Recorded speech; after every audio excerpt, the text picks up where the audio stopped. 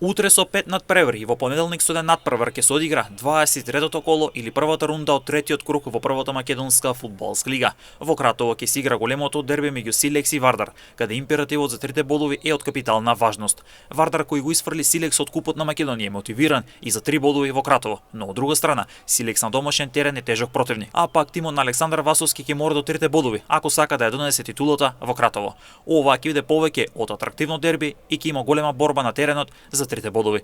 Бреера Струмица заборави да победува, па струмичани во пролетниот дел нема триумф. Интересно е тоа што Бреера третиот круг го започнува против Пелистер, а токму овие две екипи играа во средата во внредното коло кога гости врз гол во 80 и 9-та минута ги освои 3 бодови во Струмица.